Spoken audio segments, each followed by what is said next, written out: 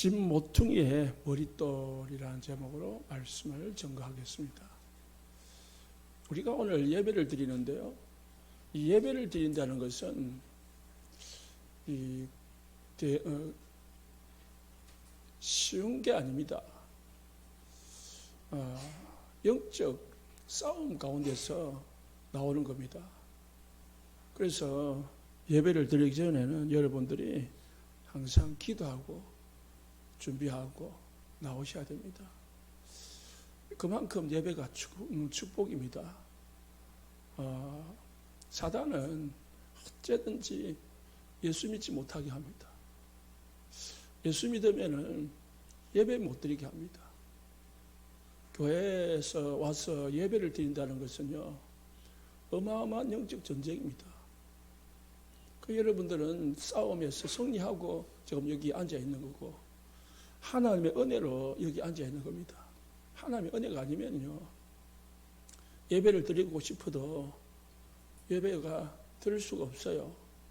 바쁜 일을 만들고 사건 사고 나게 만들고 온갖 분주하게 만들어 가지고요, 이 예배에 못 오게 만듭니다. 또 예배에 오셨으면은 예배에 집중하시기 바랍니다. 다른 거 다 내려놓고 오직 예배에 집중, 찬양부터 기도와 말씀과 모든 것에 예배해야 됩니다. 사단은 집중 못하게 합니다. 분주하게 만듭니다. 그래서 왔다가 그냥 가게 만듭니다. 그래서 은혜 받으면 여러분들은 승리합니다. 그래가지고 한 주간 동안 이 예배의 힘을 가지고 승리하시기를 예수님 축복합니다. 그러지 아니하면 우리는 예수를 믿고 구원을 받았을 불신자하고 똑같이 살아갈 수밖에 없고, 또 불신자하고 똑같은 삶을 살아가게 되어 있습니다. 힘이 없는데, 영적인 힘이 없으면은 그냥 육신적인 힘을 가지고 살아가야 되는 거죠. 영적인 힘이 없으면은 육신적 오기로 살아가는 거죠. 그래서 우리 인간은요, 다 자기 체질이 있습니다. 예수를 믿고 구원을 받았으면은 전부 체질이 있다니까요. 보이지 않는 체질이 있습니다. 그게 내 삶에 여러 가지 영향을 끼칩니다. 체질이 안 바뀌면은 말씀을 듣고 뭔가를 하는데도 결국은 내 체질대로 합니다. 나도 모르게 그 체질대로 살아가는 거죠. 그러다 보니까 뭔가 자꾸 어려움이 오는 거다. 경제적으로나 건강으로나 사람과의 관계 속에서 내 체질이 안 바뀌면요, 그 속에서 모든 문제가 옵니다. 예수님이 모든 문제 해결했는데 왜 내한테 자꾸 이런 문제가 오냐? 체질이 안 바뀌어. 그래서 체질을 바꾸는 것은 여러분이 나의 나쁜 습관이 뭔지 발견하고, 말이나 행동이나 또 여러 가지 삶의 습관이 잘못된 것이 무엇인지 발견하고 그것을 고치도록 노력하셔야 됩니다. 술을 늘 먹는 사람은 그게 술이 체질이 되어 있거든요. 게으른 사람은 게으른 그게 체질이 되어 있거든요. 그게 움직이기 싫은 거예요. 그게 체질이 되는 거예요. 그러니까 일하기 싫고 어디 가기도 싫고 그러죠. 눌리는 것도 있지만은 체질 속에서 오는 게 많습니다. 그보다 조금 더 심각한 게 뭐냐면은 영적인 정신의 문제입니다. 자꾸 내한테 각인되어 있는 거예요. 그래가지고 뭔가 그게 자꾸 좋은 거예요. 그게 편안한 거예요. 그러다 보니까 그걸 하면은 마음으로 정신으로 평안하고 그게 뭔가 안정감이 있고 그런 거예요. 그게 이제 근본 정신의 문제인데요. 뭔가 자꾸 내가 당기는 겁니다. 그거 하면은 일시적으로는 평안한 거예요. 그래서 이제 약을 먹기도 하고 또 뭔가 자꾸 내가 거기에 잡히는 겁니다. 마약을 하는 사람들이 다 마약을 하지 않습니다. 도박을 하는 사람들이 다 도박을 하지 않습니다. 게임 중독에 빠진 아이들이 다 게임 중독에 빠지는 게 아닙니다. 게임 한다고 다 빠지는 건 다 게임 못하게 해요. 뭔가 당긴다니까요. 10명 중에 한두 명이 거기에 당기는 그런 사람이 있어요. 그러다 보니까 안 해야 되는 줄 아는데 빠져드는 겁니다. 그게 잡히는 거예요. 그러다 보니까 모든 삶이 무너지는 것입니다. 더 심각한 게 영적 배경입니다. 가문의 배경도 있지만은 그 정신 문제고요. 영적인 근본 문제인데요. 근본 원인. 인간은 하나님을 떠나서 사단에게 잡혀서 살기 때문에, 태어나기 때문에 자기도 모르게 자기가 원하지 않게 이 사단에 소속이 되어 있는 겁니다. 태어나면서 인간은 이 사단에게 잡혀서 태어나는 겁니다. 그러다 보니까 원인을 알 수가 모릅니다. 나도 모르게 내가 지금 사단에게 잡혀 있는 겁니다. 아니, 나도 모르게 사단이 내 속에 들어와 있는 겁니다. 요한복음 10장 10절에 도둑이라고 했습니다. 도둑은 주인의 허락을 받고 들어오는 게 아닙니다. 담을 뛰어넘어서 들어오는 겁니다. 그래서 도둑이요 강도라고 했습니다. 사단은 우리 인생의 도둑이요 강도입니다. 여러분이 원하지도 않는데, 여러분이 초대하지도 않았는데, 모시지도 않았는데 여러분 속에, 아니 여러분이 아니겠죠. 불신자들 속에 들어왔던 거예요. 그래가지고 영향을 끼치고 있는 겁니다. 자기가 원하는 대로 끌고 다니는 거예요. 정신으로, 육신으로 그렇게 움직여지는 겁니다. 거기서 빠져나오는 것이 가장 중요한 겁니다. 그리고 나서 가문의 배경, 또 나의 배경, 이런 것들을 해결해 나가야 됩니다. 이 근본, 이 사단의 문제는 절대로 인간이 해결할 수가 없습니다. 그래서 하나님이 길을 주셨습니다. 그 길이 예수 그리스도입니다. 하나님의 아들이 오신 것은 마귀의 일을 멸하라십니다. 마귀가 도둑질하고 죽이고 멸망시키거든요. 그 일을 멸하게 하시려고, 못하게 하시려고 예수 그리스도가 이 땅에 오셨습니다. 그래서 우리가 예수님을 믿는 겁니다. 인간의 근본 문제가 해결되지 아니하면은, 근본 원인이 해결되지 아니하면은 인간은 성공도 할 수 있고요. 또 많이 가질 수도 있고 건강할 수도 있지만은 결국은 주인이 사단이거든요. 주인의 뜻대로 움직이게 되어 있습니다. 주인의 뜻대로 가게 되어 있습니다. 그래서 주인을 바꿔야 돼요. 주인을 바꾸는 방법이 예수님을 믿는 겁니다. 내 정신 문제 해결하고 내 육신 문제 해결하고 이전에 내 주인부터 바꿔야 돼요. 그래서 요한계시록 3장 20절에 볼지어다 내가 문 밖에 서서 문을 두드리노니 내 음성을 듣고 나를 문을 여는 자는 내가 그에게로 들어가서 그와 더불어 먹고 그는 나로 더불어 먹으리라. 예수님은 강도같이 도둑같이 막 들어오지 않습니다. 여러분이 문을 열고 예수님을 나의 마음에 모실 때에 예수님은 주인으로 들어오셔서 우리의 인생을 나누겠다고 하셨습니다.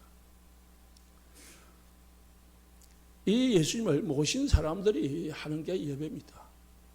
그래서 예배는 축복입니다. 오늘 본문에 두 아들 비유를 먼저 하셨습니다. 큰 아들이 있었습니다. 큰 아들에게 심부름을 시켰는데 예 하고 가서는 안 했습니다. 둘째 아들은 뭐 안 합니다. 못 합니다. 그렇게 하고 갔는데 뉘우치고 아버지의 말씀에 순종했다고 했습니다.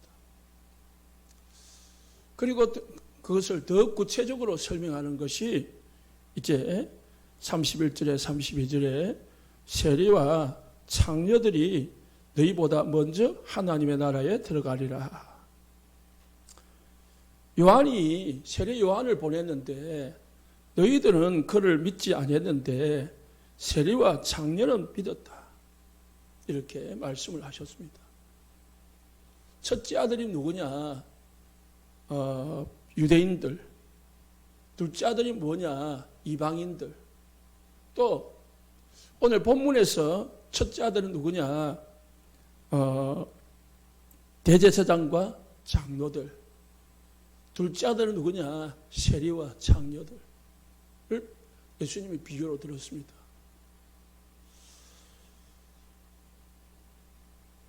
바리새인들과 제사장들과 장로들은 예수님 앞에 하나님 앞에서 말은 잘했습니다. 잘 알고 모든 것 다 알고 그리고 말은 잘했습니다. 예, 알겠습니다. 그런데 실제로는 행하지 않았습니다. 그런데 세리와 창녀들은 죄 가운데서 세상에서 타락해서 자기 마음대로 살았습니다. 하나님의 말씀에 불순종했습니다. 그런데 자기의 죄가 무엇인지를 깨닫고 하나님의 말씀에 불순종해서 예수님을 믿었습니다. 그러면은 누가 하나님 앞에서 칭찬받고 하나님의 나라 들어가겠냐라는 말입니다. 아는 게 우선이 아니라는 거예요. 아는 게 다가 아니라는 겁니다. 뭐가 중요하다고요? 실제로 믿는 게 중요해요. 실제로 믿고 순종하는 것이 중요하다는 말입니다. 바리새인들, 유대인들, 대제사장들, 그리고 장로들 훌륭합니다. 대단합니다. 이 세리와 창녀들하고는요 비교할 수 없는 겁니다. 하늘과 땅입니다. 상종할 수가 없습니다. 그런데 이 세리와 창녀들은 자신의 잘못을 깨닫고 하나님 앞에 회개하고 예수님을 믿었습니다. 쉽게 말하면 여러분이 어떻게 살았든 어떤 삶을 이뤘든 그게 중요하지 않다는 겁니다. 하나님에게는. 우리 인간에게는 그게 허물이 될 수도 있고 약점이 될 수도 있고 문제가 될 수도 있지만 하나님에게는 그게 문제가 아니라는 겁니다. 또 여러분이 아무리 많이 가지고 성공하고 잘났고 훌륭하다 하는 거 그거 하나님에게는 별로 중요하지 않다는 겁니다. 여러분 개인에게는 육신적으로는 성공하고 많이 가지고 편안하고 그게 소중하고 중요할지 모르지만 하나님에게는 그게 중요한 게 아니라는 겁니다. 하나님에게 중요한 게 뭡니까? 예수님을 믿느냐 안 믿느냐는 겁니다. 예수님을 믿으면은 모든 과거는 하나님 앞에서 다 해결되는 겁니다. 정말 예수님을 믿으시기 바랍니다. 그래서 예수님은 모든 문제의 끝이다라는 말이에요.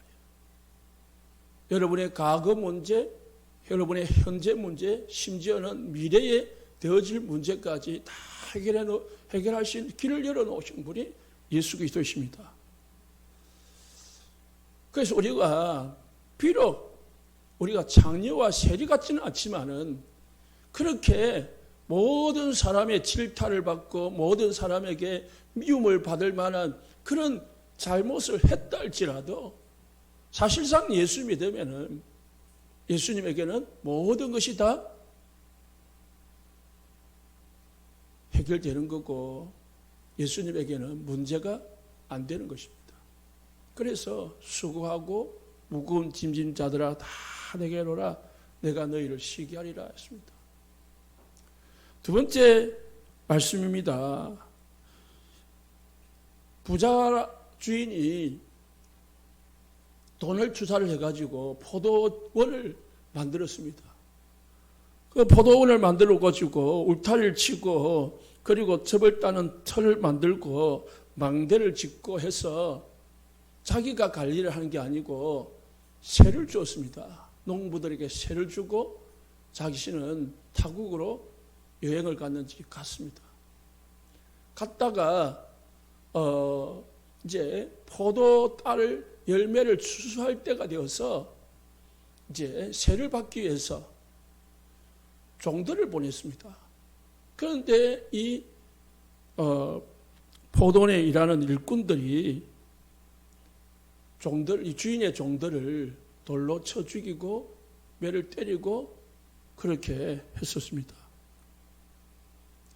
그러니까 주인이 다른 종을 또 보냈습니다. 다른 종들을 더 많이 보내니까 처음과 같이 이 사람들이 또 때리고 죽여버렸습니다. 그때 주인이 생각하기를 그러면은 종들은 죽여도 내 아들은 죽이지 않겠지 생각하고 내 아들을 보냈습니다.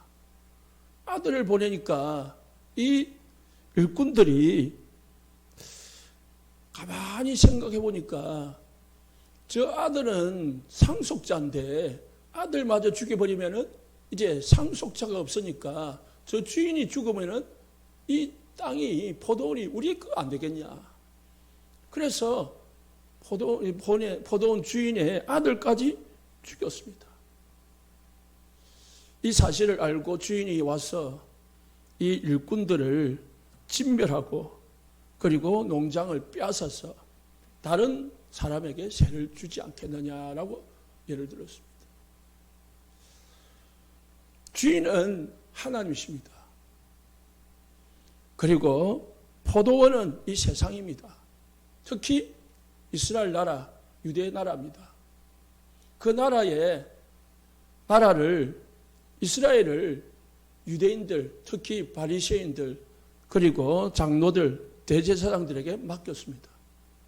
맡겼는데 이 유대인들에게 때가 되면 하나님께서 선지자들을 보내셨습니다. 구약에 많은 선지자를 보냈습니다. 그런데 선지자들을 다 죽여버린 겁니다. 믿지를 않는 겁니다. 그래서 하나님께서 아들 예수 그리스도를 이 땅에 보내셨습니다.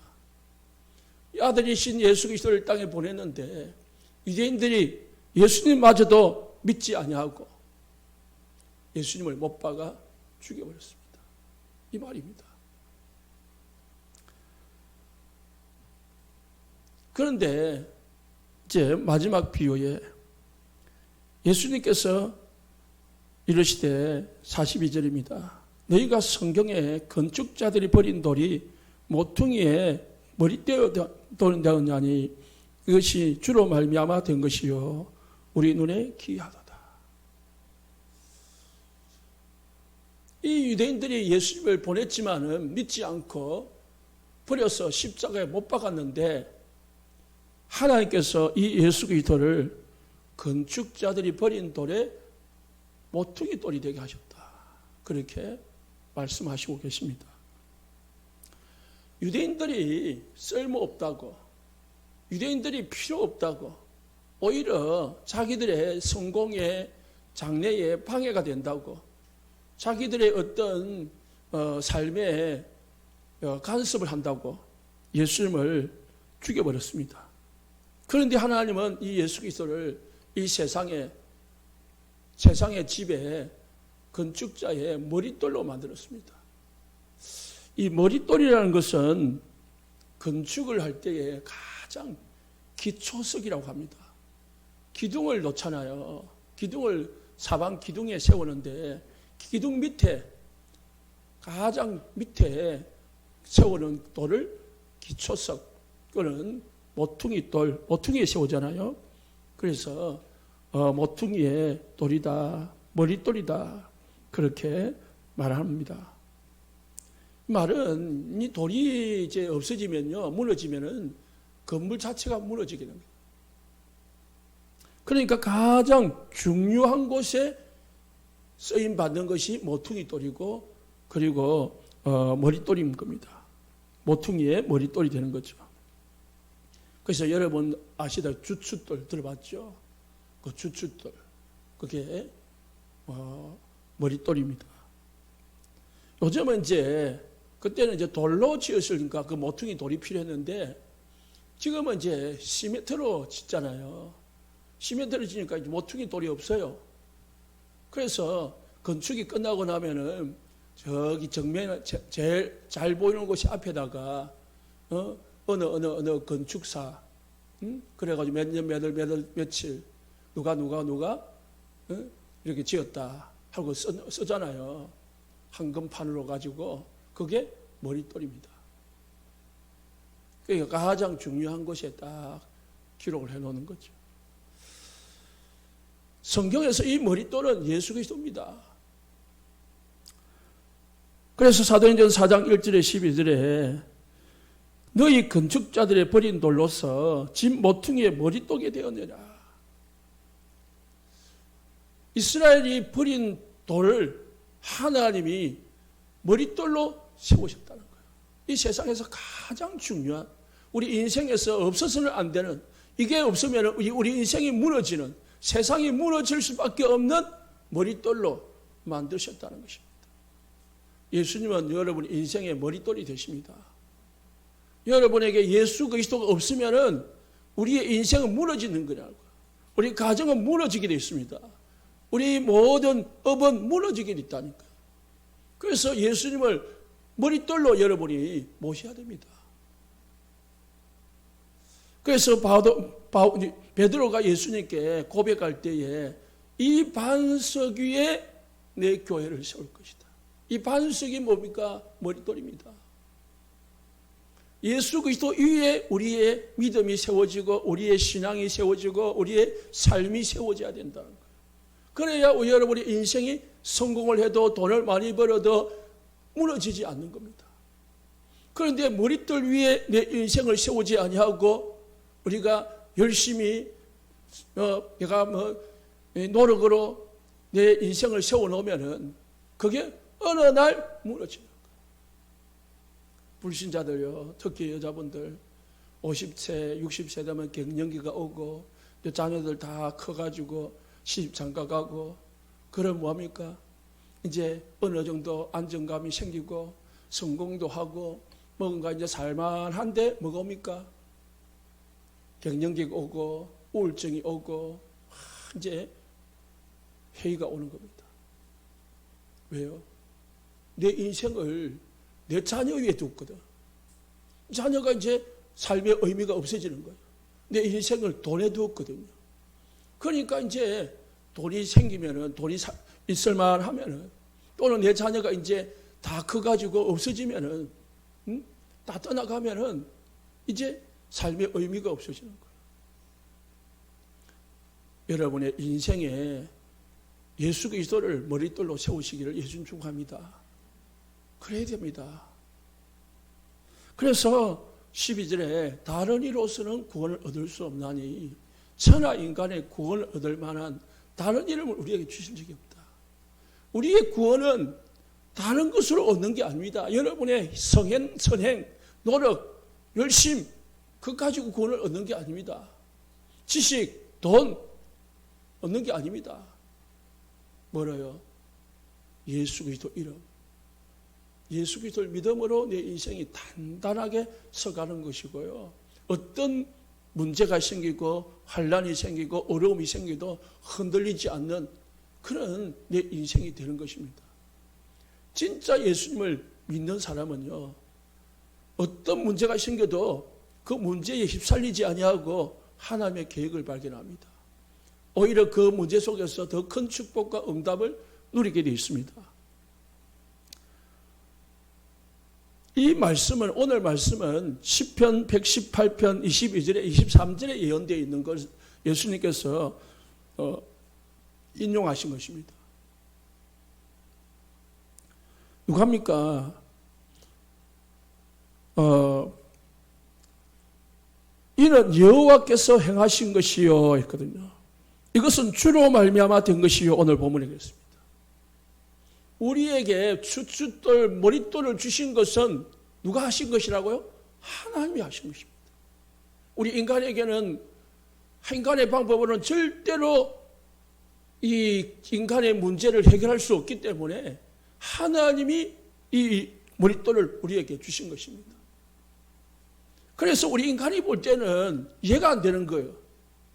저 바리새인들이 대단한 거지. 저 뭐 세리야 창녀들 저게 무슨 구원을 얻겠냐. 그래서 우리 눈에는 기이하도다. 우리 인간의 생각에는 이해가 안 되는 거예요. 여러분 머리로 이해하지 말고 믿으시기를 예수님 축원합니다. 믿어지는 은혜가 있기를 예수님 축원합니다. 전 세계에 영향을 준 사람이 예수 그리스도입니다. 가장 많은 큰 영향을 준 분이 예수 그리스도라니까요. 그래서 AD와 BC가 예수 그리스도의 탄생을 기준으로 기록되어 있습니다. AD는 예수님이 오신 후, 그리고 BC는 예수님이 오시기 전, 예수님의 탄생을 기준으로 됐대요. 모든 역사학자들이 AD와 BC를 정해야 되는데, 아니, 이게 우리가 약속을 하려면은, 자, 몇 년, 몇 월, 며칠, 몇 시에 만나자, 어디서 해야 되는데, 그게 날짜가 없으니까, 약속을 할 수가 없잖아요. 그래서 날짜를 만들어야 되는데, 세계 공통적으로 만드는 날짜가 필요하단 말입니다. 응? 우리나라 나름대로 달력이 있어요, 음력. 또 불교인들은 불기 있잖아요. 이스라엘 나라도 유대 달력이 있어요. 있는데 그 달력 말고 전 세계가 공통적으로 쓸 수 있는 달력, 시간은 연월시를 만들자는 거예요. 그래서 세계 역사학자들이 모였어요. 모여가지고 뭘 기준으로 만드냐 의논을 해보니까 세상에서 가장 영향을 많이 끼친 인물의 탄생을 기준으로 삼자. 그래가지고 보니까 예수 그리스도가 이 세상에 가장 많은 영향을 끼친 겁니다. 그래서 AD와 BC로 받은 겁니다. 그런데 사실상 자세하게 살펴보면은 예수님의 탄생과 AD와 BC는 한 3년의 기간의 차이가 있답니다. 또 지금 목요일 날 성탄절이지만은 왜 12월 25일이 예수님이 왜 상생이 왜 12월 25일이냐? 그게 맞냐? 성경에는 12월 25일의 말이 어디 있냐? 맞습니다. 없습니다. 굳이 예수님이 몇 년, 몇 월, 며칠 태어났다는 말은 없지만은 예수님이 탄생한 것은 맞았기 때문에 우리가 예수님이 오신 것을 모든 기독교인들이 감사하며 하나님 앞에 예배하자, 축제하자라는 의미로 만든 날짜를 정하다 보니까 12월 25일이 된 겁니다. 12월 25일 날 예수님이 태어난 건 아닙니다. 언제 태어난지는 모릅니다. 그러나 분명한 것은 예수님이 이 땅에 오셨고 그 예수님이 이 땅에서 가장 큰 영향을 끼쳤다는 겁니다. 그래서 예수님은 책 한 권 안 썼는데 이 세상에서 예수님에 관한 책이 가장 많이 발행됐고 그 중에서 이 성경책이 가장 많이 지금 발행되어 있습니다. 그래서 예수님이 증거되어지는 데마다 사람이든 가정이든 집이든 아니 나라든 예수님을 모신 집마다 예수님 오신 개인마다는 다 좋게 변화가 일어난다는 것입니다.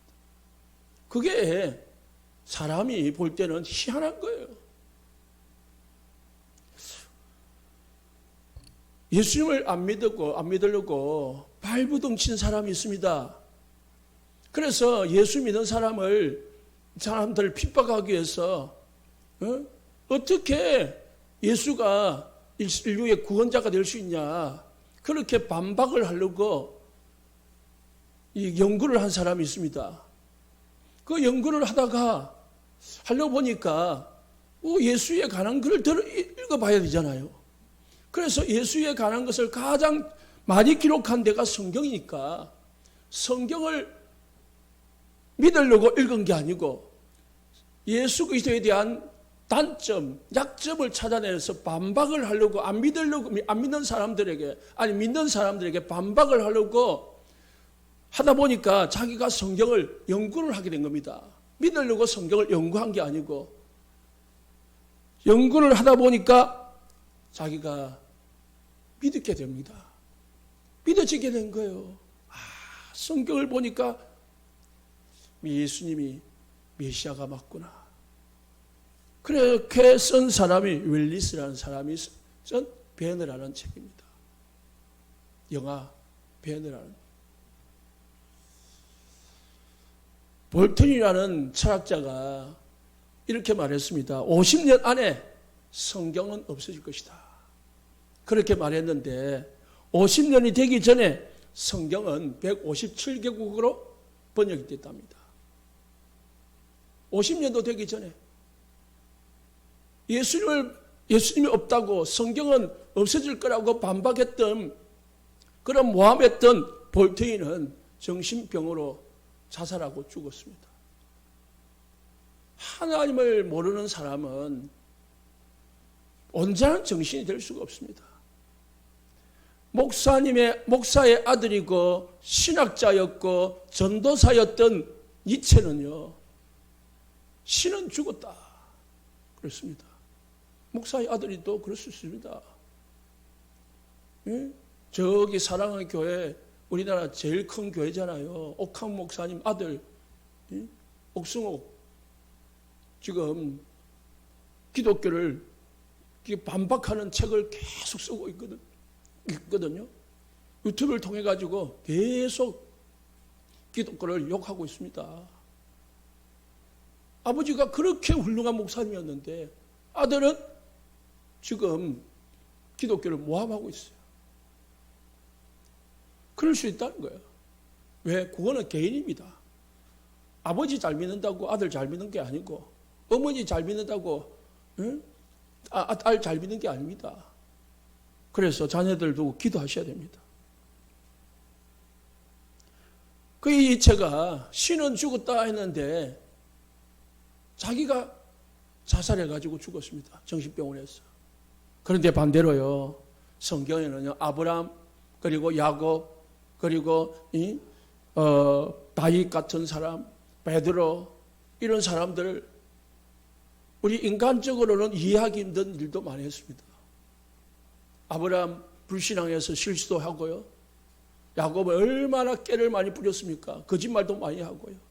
다윗은 남의 아들 빼앗아가지고요. 그리고 그것을 덮기 위해서 남의 남편을 죽여버리고요. 그런 강간, 살인, 그리고 가정 파괴범이 다윗이었습니다. 베드로는 예수님을 부인하는데 예수님을 저주하면서 부인했다니까요. 그럼에도 불구하고 하나님은 이런 실수가 있음에도 불구하고 이 사람들을 사용하셨습니다. 아니, 사용한 정도가 아니고 이들이 최고의 복을 받았다니까요. 왜입니까? 하나님 보시는 것은 이 행위가 아니라니까요. 뭐라고요? 복음이 복음. 예수 믿냐 안 믿냐? 참 불신자들 볼 때는 이상한 거죠. 말이 안 되는 거죠. 그러나 그거는 우리의 인간의 기준이고 하나님의 기준은 복음이 있냐 없냐, 예수 믿냐 안 믿냐 그거라니까요. 여러분, 우리 성도들만이라도 잘 이해하시기 바랍니다. 우리나라 보세요.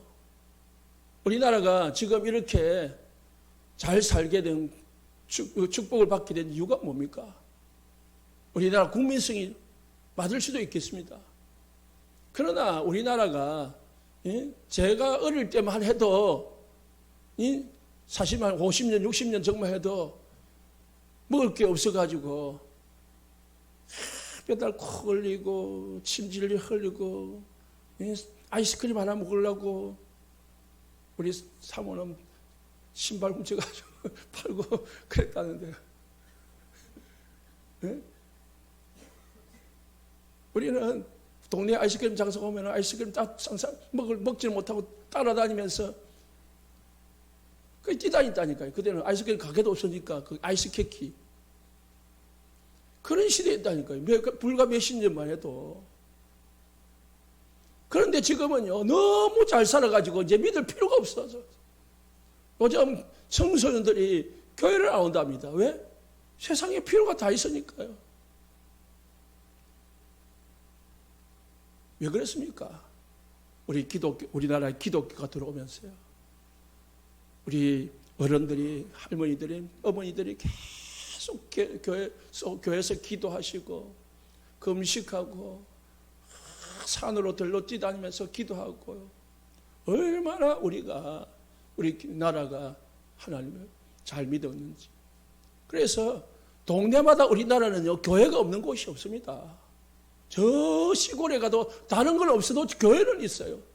저 섬에 가도요, 다른 건 없어도 교회는 있다니까요.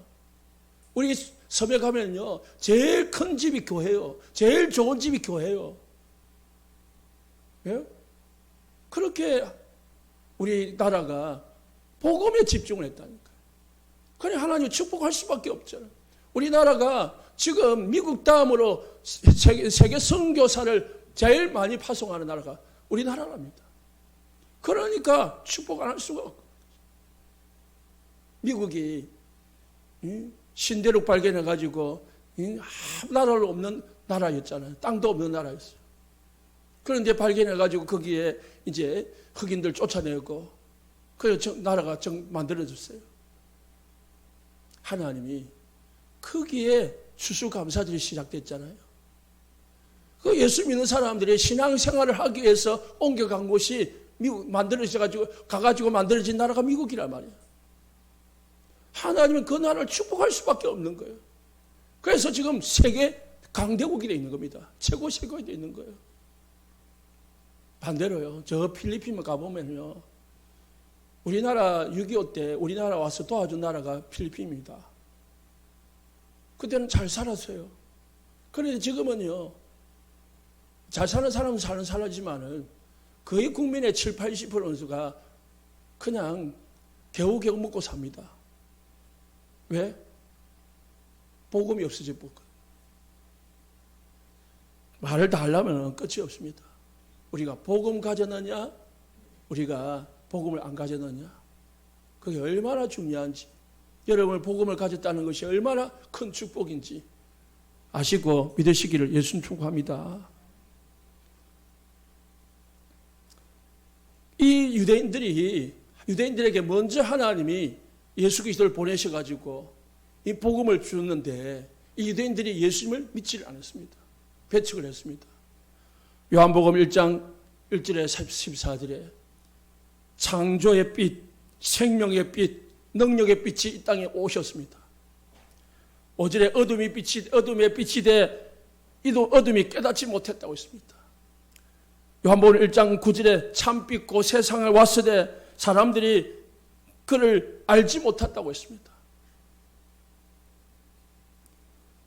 11절에 자기 땅에 오매 영접하지 않았다. 자기 백성이 영접하지 않았다고 했습니다.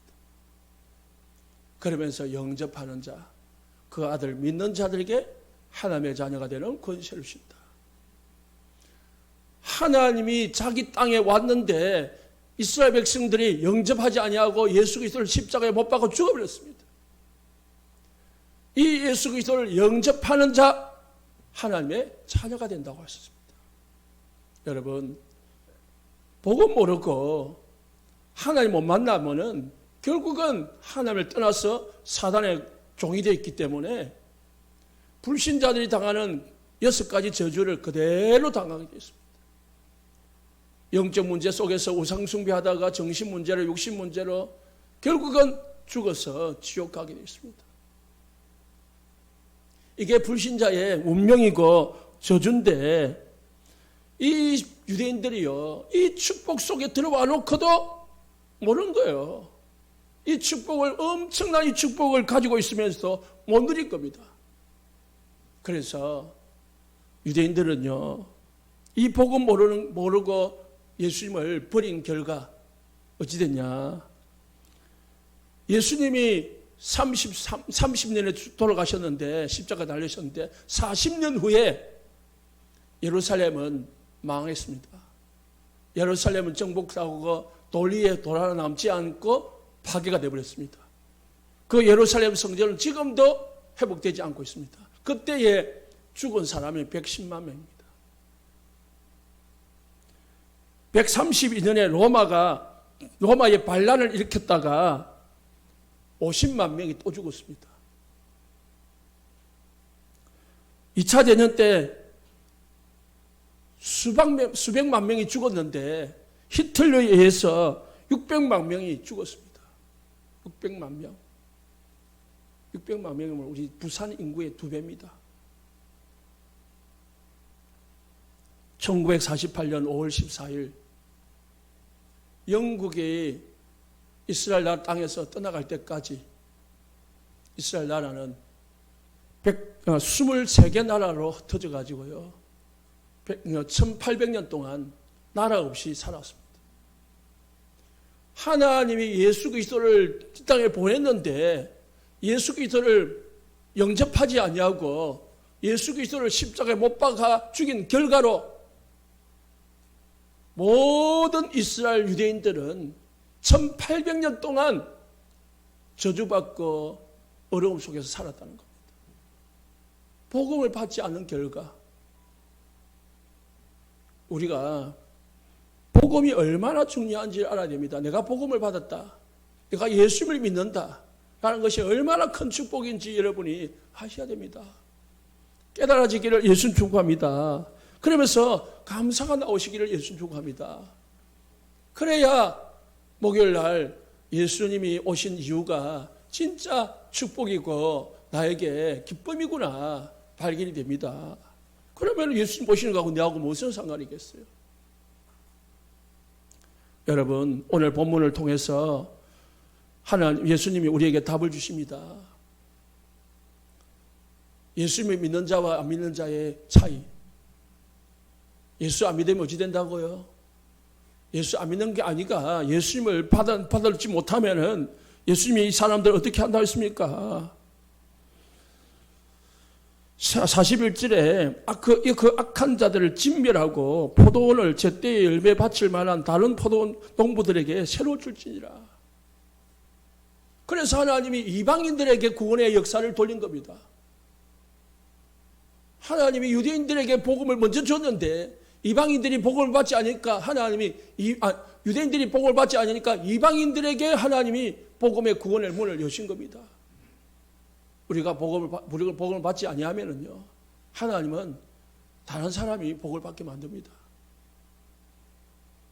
복음을 모른다는 것은 이 세상에서 제일 큰 문제입니다.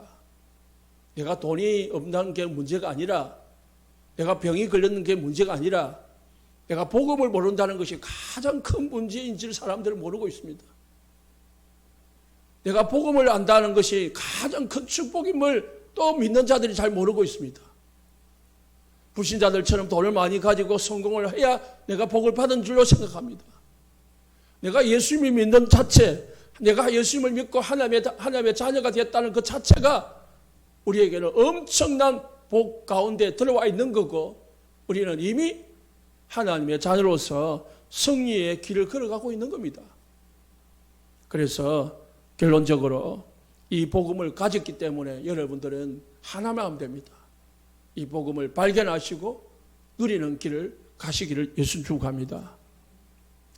그래서 이 복음을 알고 누리려면 어떻게 되느냐? 예배 속으로 들어가야 돼요. 하나님 앞에 예배하면서 은혜 받으시고, 그리고 그 말씀 속에서 내가 받은 복을 발견하시고 힘을 얻어가지고 이 복음을, 축복을 누리시기를 예수님 축복합니다. 내가 힘이 있어야 영적 싸움에서 승리할 수 있습니다. 내가 힘이 있어야 사단을 이기고 세상을 이기고 우리 자신을 이길 수가 있습니다. 모르면 당합니다. 결론입니다. 복음의 기회를 놓치지 않기 위해서, 복음을 놓치지 않기 위해서 나름대로 계획을 세우시기 바랍니다. 최고의 기도의 사람이 되겠다. 내가 기도하겠다.